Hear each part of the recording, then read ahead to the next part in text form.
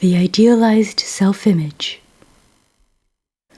Pathwork Guide Lecture number 83, April 14th, 1961. This is a private audio recording brought to you by Eternal Light. Greetings. God bless all of you, my dearest friends. Welcome are all my old and new friends gathered here.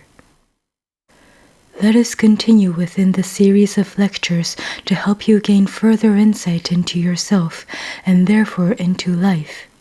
The two preceding lectures dealt with the great duality, the struggle between life and death, the illusion that it is a question of either or.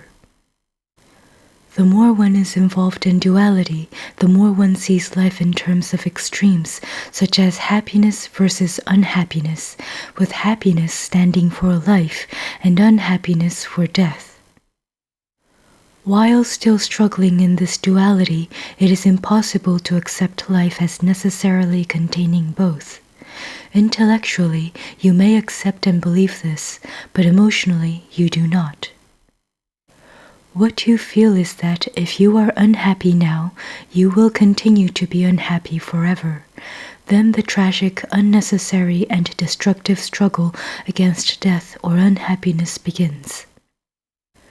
Birth is a painful experience for the infant. Other painful experiences are bound to follow, although pleasurable experiences occur as well. But since the knowledge of unpleasurable experiences or their possibility is always present, the fear of them creates a basic problem. The most significant countermeasure to which people resort in the false belief that it will circumvent unhappiness, unpleasure, and death is the creation of the idealized self-image as a universal pseudo-protection. They never realize that this very countermeasure not only does not avoid, but rather brings on the very thing that they dread most and fight. However, if you do not fully understand your struggle with duality, about which I spoke in the two preceding lectures, you cannot fully understand the creation and the function of the idealized self-image. I have occasionally used the term mask self in the past. The mask self and the idealized self-image are really one and the same. The idealized self masks the real self. It pretends to be something you are not. The idealized self-image is supposed to be a means of avoiding unhappiness. Since unhappiness automatically robs the child of security, its self-confidence is diminished in proportion to its unhappiness, though this unhappiness cannot be measured objectively. What one personality type may be able to cope with quite well and does not experience as drastic unhappiness, another temperament and character feels to be dismal woe. At any rate, unhappiness and lack of belief in oneself are interconnected. The creation of the idealized self-image serves to supply the missing self-confidence and to thereby gain pleasure supreme. At least this is the unconscious reasoning process, and it is not altogether different from the truth. In truth and reality, healthy and genuine self-confidence is peace of mind. It is security and healthy independence, and allows one to achieve a maximum of happiness through developing one's inherent talents, leading a constructive life, and entering into fruitful human relationships with healthy interdependence. But since the self-confidence established through the idealized self is artificial, the result cannot possibly be what was expected. Actually, the consequence is quite the contrary and frustrating because cause and effect are not obvious to you. It may take a great deal of life experience and inner will to find the truth. Then and then only will you slowly discover the links between your unhappiness and your idealized self-image. You need to grasp the significance, the effects, the damages that follow in the wake of the idealized self-image, and to fully recognize its existence in the particular way it manifests in your individual case. This requires a great deal of work for which all the preceding work was necessary. the dissolution of the idealized self is the only possible way to find your true self, to find serenity and self-respect, and to live your life fully. There is much to be said about this topic, but now I will discuss only the barest fundamentals. As time goes on, I shall be more specific and go into further details, but the results and findings of your personal work in this respect are more important. As a child, regardless of what your particular circumstances were, you were indoctrinated with admonitions on the importance of being good, holy, perfect. When you were not, you were often punished in one way or another. Perhaps the worst punishment was that your parents withdrew their affection from you. They were angry, and you had the impression you were no longer loved. No wonder badness associated itself with punishment and unhappiness, goodness with reward and happiness. Hence, to be good and perfect became an absolute must. It became a question of life or death for you. Still, you knew perfectly well that you were not as good and as perfect as the world seemed to expect you to be. This truth had to be hidden. It became a guilty secret, and you started to build a false self. This, you thought, was your protection and your means of attaining what you desperately wanted: life, happiness, security, self-confidence. The awareness of this false front began to vanish, but you were and are permanently permeated with the guilt of pretending to be something you are not. You strain harder and harder to become this false self, this idealized self. You were, and unconsciously still are, convinced that if you strain hard enough, one day you will be that self.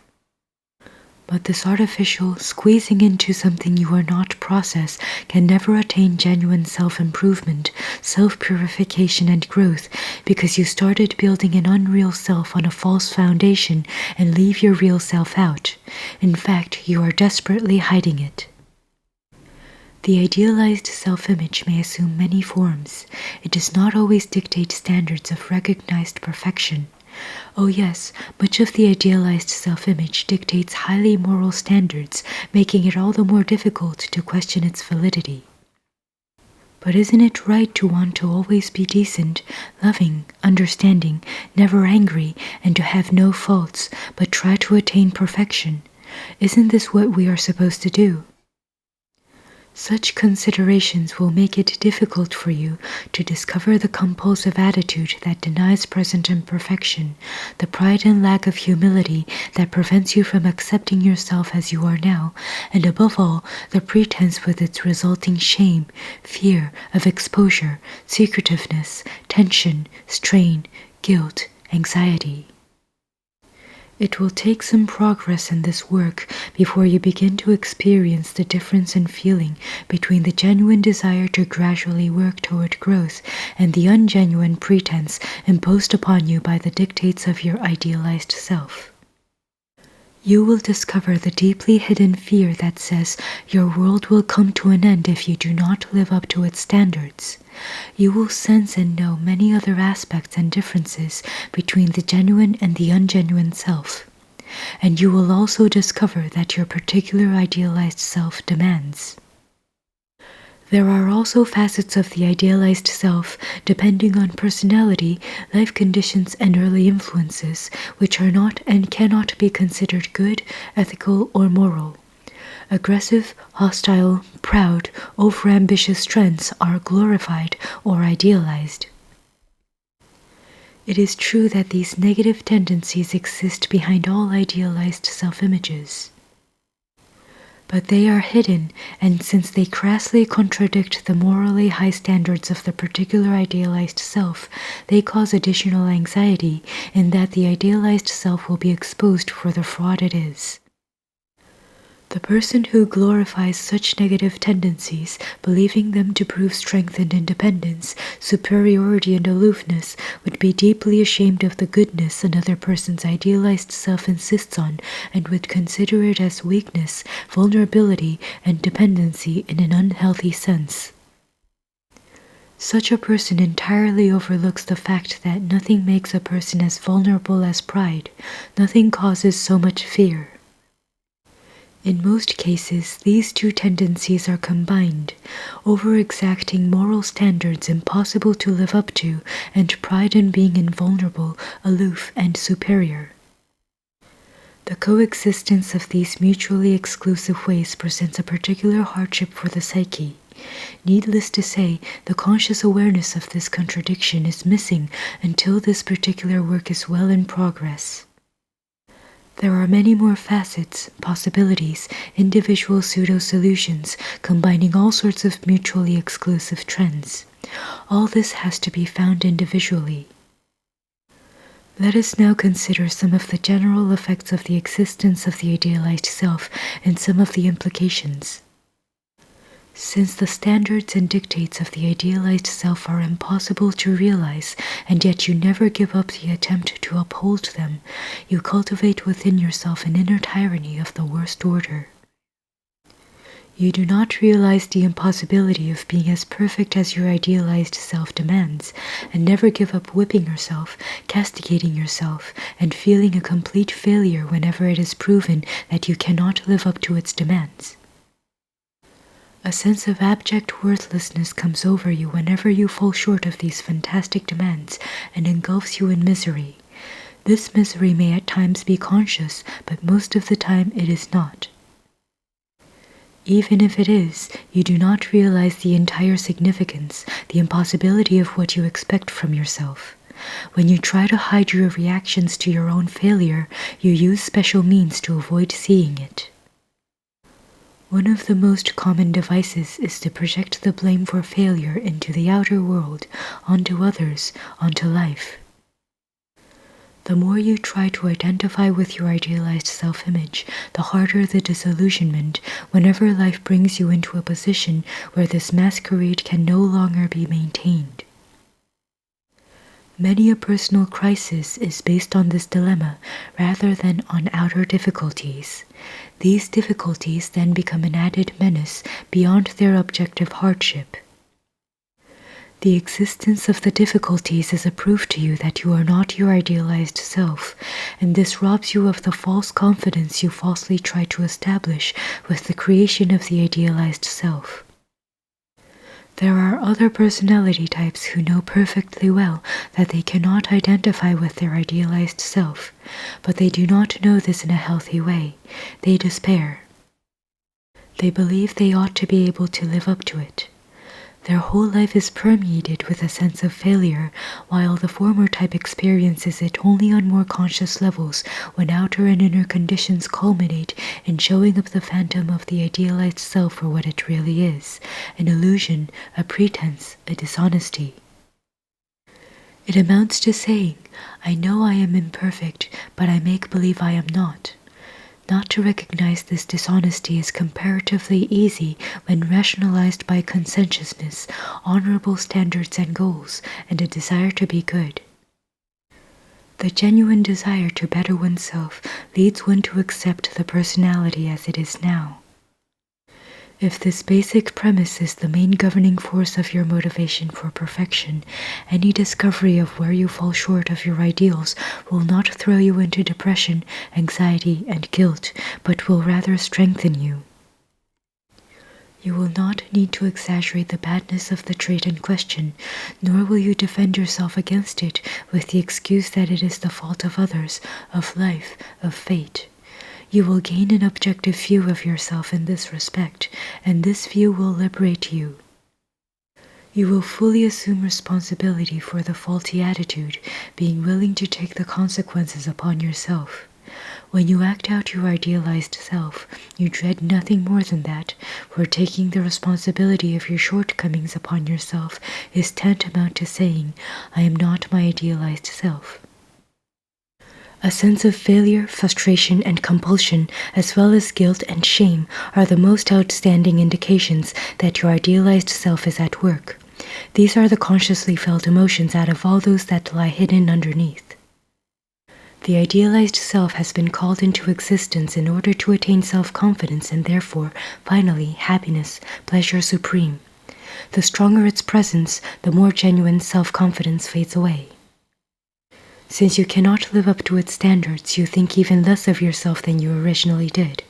It is therefore obvious that genuine self-confidence can be established only when you remove the superstructure, which is this merciless tyrant, your idealized self.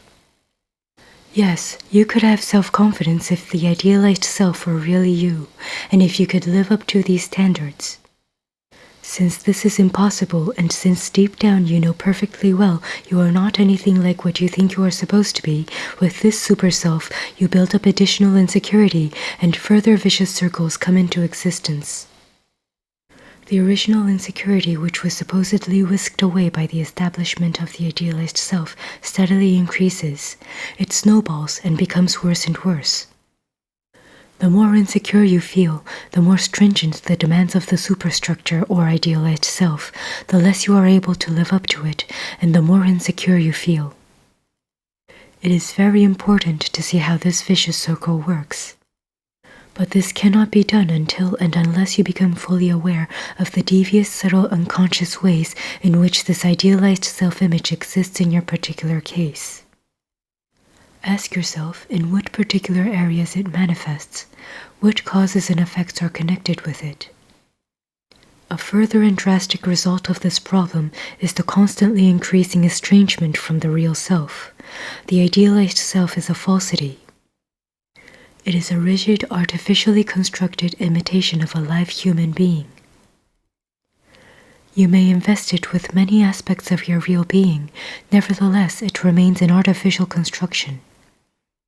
The more you invest your energies, your personality, your thought process, concepts, ideas, and ideals into it, the more strength you take from the center of your being, which alone is amenable to growth. This center of your being is the only part of you, the real you, that can live, grow, and be. It is the only part that can properly guide you. It alone functions with all your capacities. It is flexible and intuitive. Its feelings alone are true and valid, even if, for the moment, they are not yet fully in truth and reality, in perfection and purity. But the feelings of the real self function in perfection relative to what you are now, not being able to be more in any given situation of your life. The more you take out of that life center in order to invest into the robot you have created, the more estranged you become from the real self, and the more you weaken and impoverish it. In the course of this work, you have sometimes come upon the puzzling and often frightening question, who am I really?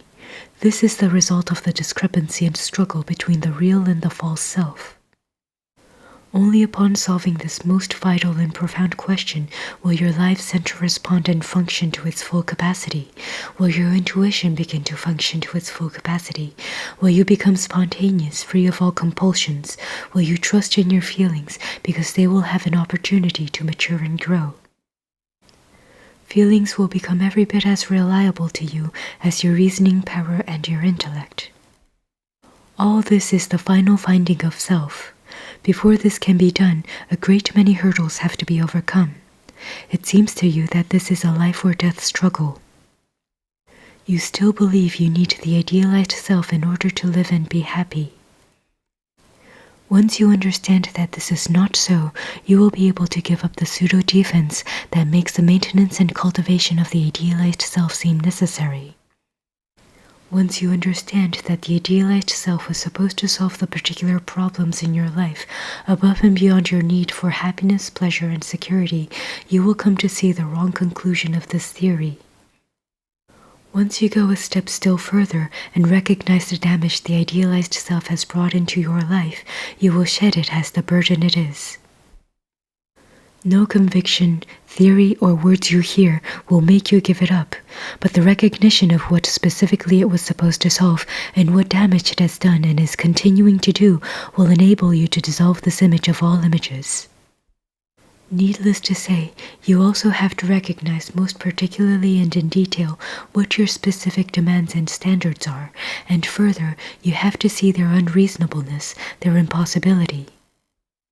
When you have a feeling of acute anxiety and depression, consider the fact that your idealized self may feel questioned and threatened, either by your own limitations, by others, or by life. Recognize the self-contempt that underlies the anxiety or depression. When you are compulsively angry at others, consider the possibility that this is but an externalization of your anger at yourself for not living up to the standards of your false self. Do not let it get away with using the excuse of outer problems to account for acute depression or fear. Look into the question from this new angle. Your private and personal work will help you in this direction, but it is almost impossible to do it alone. Only after you have made some substantial progress will you recognize that so many of these outer problems are directly or indirectly the result of the discrepancy between your capacities and the standards of your idealized self and how you deal with this conflict. So as you proceed in this particular phase of the work, you will come to understand the exact nature of your idealized self, its demands, its requirements of self and others in order to maintain the illusion. Once you fully see that what you regarded as commendable is really pride and pretense, you will have gained a most substantial insight that enables you to weaken the impact of the idealized self. Then and then only will you realize the tremendous self-punishment you inflict upon yourself. For whenever you fall short, as you are bound to, you feel so impatient, so irritated, that your feelings can snowball into fury and wrath at yourself. This fury and wrath is often projected on others because it is too unbearable to be aware of self-hate, unless one unrolls this whole process and sees it entire in the light. Nevertheless, even if this hate is unloaded upon others, the effect on the self is still there, and it can cause disease, accident, loss, and outer failure in many ways.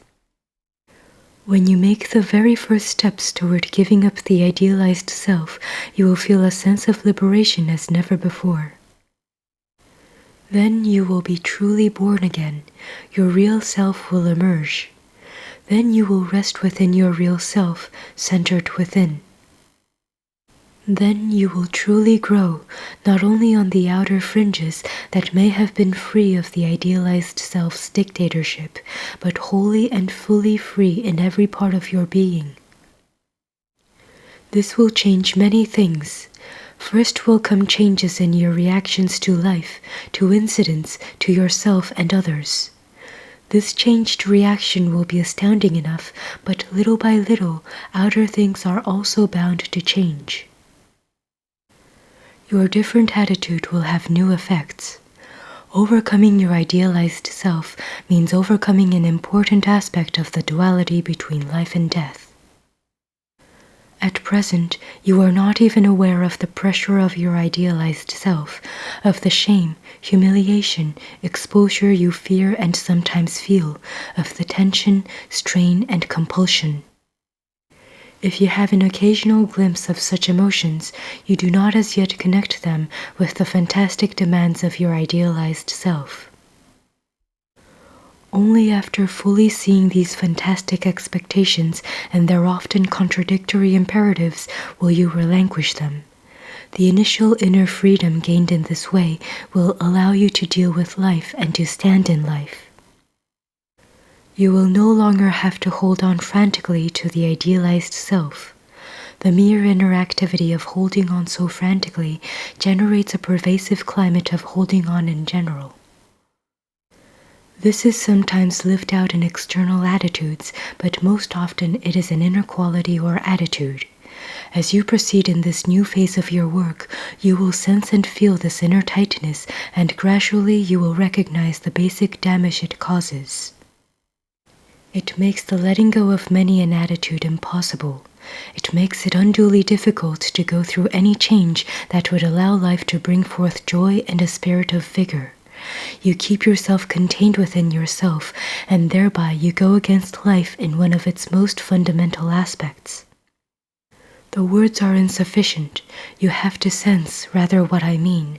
You will know exactly when you have weakened your idealized self by fully understanding its function, its causes and effects. Then you will gain the great freedom of giving yourself to life because you no longer have to hide something from yourself and others. You will be able to squander yourself into life, not in an unhealthy, unreasonable way, but healthily as nature squanders herself. Then and then only will you know the beauty of living. You cannot approach this most important part of your inner work with a general concept. As usual, your most insignificant daily reactions considered from this viewpoint will yield the necessary results. So continue your self-search out of these new considerations and do not be impatient if it takes time and a relaxed effort. One more word. The difference between the real and the idealized self is often not a question of quantity, but rather of quality. That is, the original motivation is different in these two selves. This will not be easy to see, but as you recognize the demands, the contradictions, the cause and effect sequences, the difference in motivation will gradually become clear to you. Another important consideration is the time element. The idealized self wants to be perfect according to its specific demands right now. The real self knows this cannot be. It knows that it is imperfect and does not suffer from this fact. The real self is a complex of everything you are at the moment. Of course you have your basic egocentricity, but if you own up to it, you can cope with it. You can learn to understand it and therefore diminish it with each new insight. Then you will truly experience the truth that the more egocentric you are, the less self-confident you can be. The idealized self believes just the opposite. Its claims for perfection are motivated by purely egocentric reasons, and this very egocentricity makes self-confidence impossible. The great freedom of coming home, my friends, is finding your way back to the real you. The expression coming home has often been used in spiritual literature and teachings, but it has been much misunderstood. It is often interpreted to mean the return into the spirit world after physical death. Much more is meant by coming home. You may die many deaths, one earth life after another, but if you have not found your real self, you cannot come home. You may be lost and remain lost until you do find the way into the center of your being. On the other hand, you can find your way home right here and right now while you are still in the body.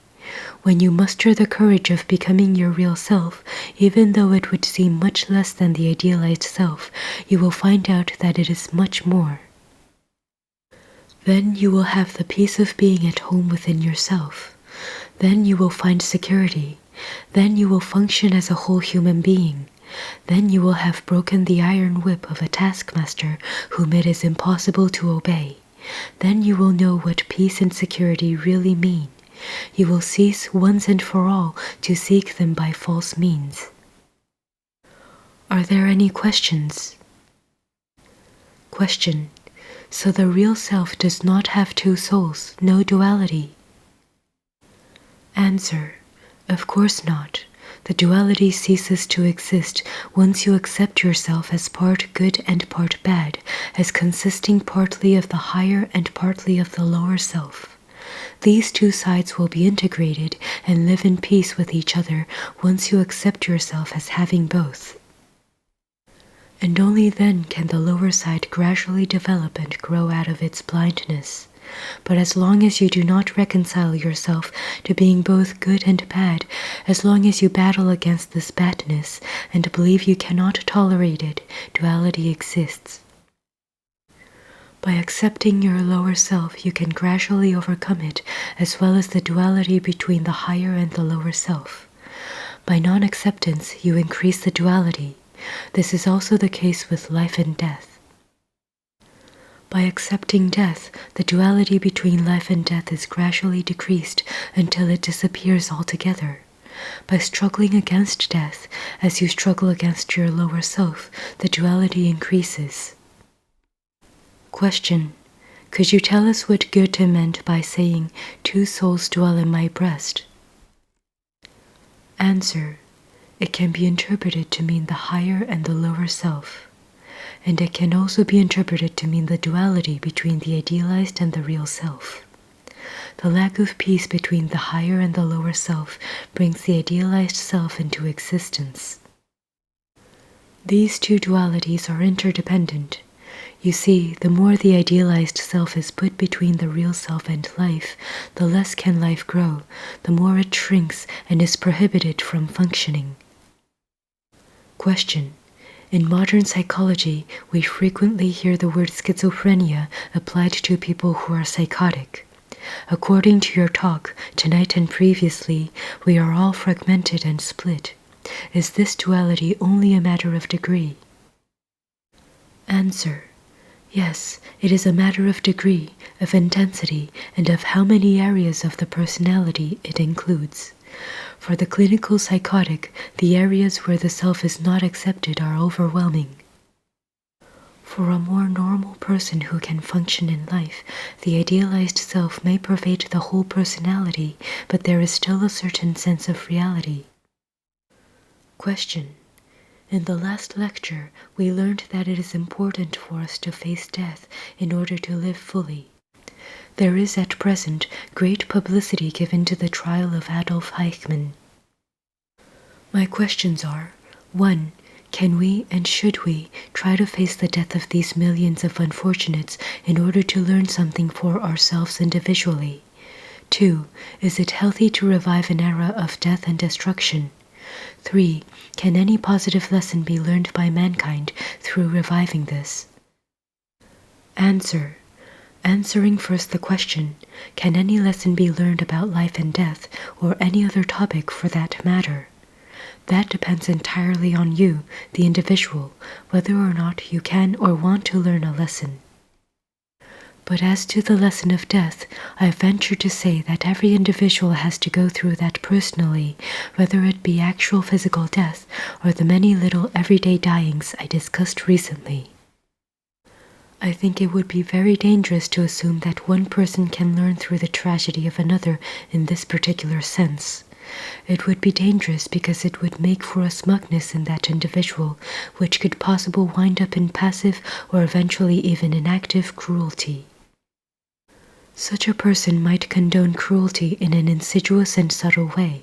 Certain things one can learn only by going through them oneself.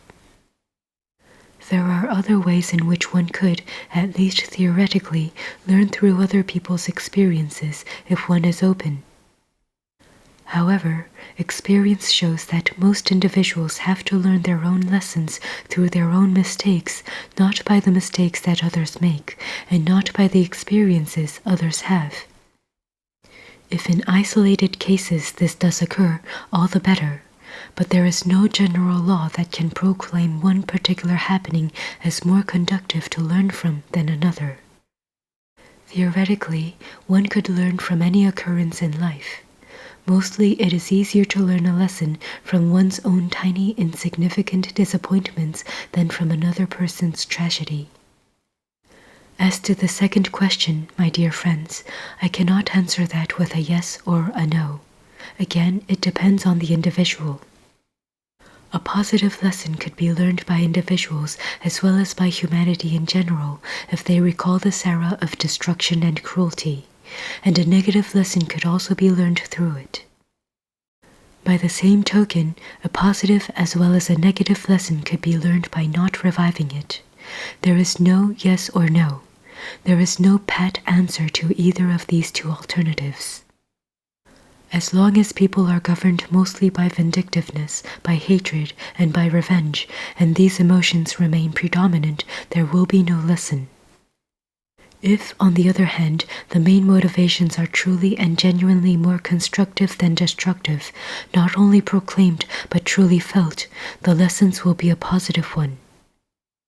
On the other hand, not reviving it could also happen out of negative motives, such as cowardice, fear, indifference, opportunism, resignation. This would then be a negative lesson.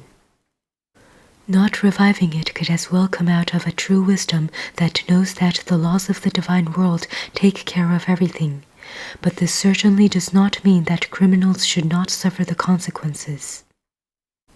The approach of taking it upon oneself to punish another human being is a very different one from the approach of making further cruelty impossible while healing criminals of their disease, if they are at all willing to accept the necessary help. Question: to what extent should humans take it upon themselves to punish a criminal? Answer: it is not up to human beings to punish. Your course of action should be, and one day will be, to also take upon yourself the responsibility that any crime can happen through wrong values, wrong systems, wrong education, wrong attitudes. With that recognition, the weight will be shifted from punishment to healing. But the possibility of perpetuating further crimes by such people should be strictly avoided by curtailing their outer freedom while helping them to gain their inner freedom through treatment. This would feel like punishment anyway for the criminal, for the infringement of personal freedom, as well as the painful process of healing the soul, may be every bit as difficult as death or life in prison, only it would be much more constructive. All this will come about one day. May you all find truth and help and further enlightenment through the words I gave you tonight. However, you should understand and expect that a theoretical understanding, especially now, will avail you nothing. As long as these words remain theory, you will not be helped by them. When you begin or continue to work in this direction and allow yourself to feel and observe your emotional reactions connected to your idealized self, then you will make substantial progress in your own liberation and self-finding in the truest sense of the word.